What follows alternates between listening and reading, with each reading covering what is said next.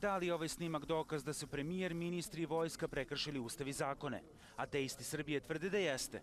Podsećaju da ustav garantuje apsolutnu odvojenost crkve i države i da premijer koji sa predsjednikom druge države i ministrima sprovodi verske obrede u vojsci, kakvo je kucanje uskršnjim jajima, favorizuje Srpsku pravoslavnu crkvu, diskriminiše druge vernike i ateiste, ali i krši najviši pravni akt zemlje. Nije sporno da vojnici, čak ni javni funkcioneri, imaju pravo na veroispovest kojim garantuju članovi 43 i 44 Ustava Republike Srbije.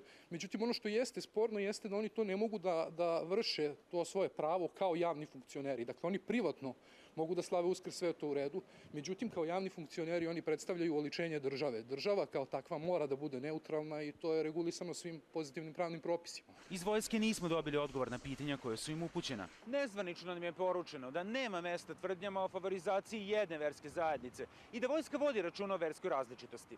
Ministarstvo odbrane potpisalo je ugovore sa najvećim konfesijama, pa svoje verske obrede i sveštenike imaju pripadnici pravoslavne i katoličke vere kao islama. Kako nam je rečeno, verski obredi organizovani su prema broju vernika, pa tako muslimana najviše imaju u beogradskim i novopazarskim kasarnama. Katolika takođe u Beogradu, ali na primjer u Bačkoj Topoli, dok su pravoslavci najzastupljeniji, pa svoje verske obrede i sveštenike imaju u većem broju vojnih objekata. Dugogodišnji novinar i nekadašnji portparol vojske Ljubodrag Stojadinović podsjeća da je u ranijem društvenom sistemu zemlje vojska bila zasnovana na drugačijoj ideologiji u kojoj nije bilo mesta religiji. On se slaže da je upliv crkve u državne i vojne institucije danas prevelik. Vera mora da bude lični izbor, i teizam i ateizam. Sve ono što predstavlja izbor čoveka u svom odnosu prema Bogu ili prema uverenju da on ne postoji.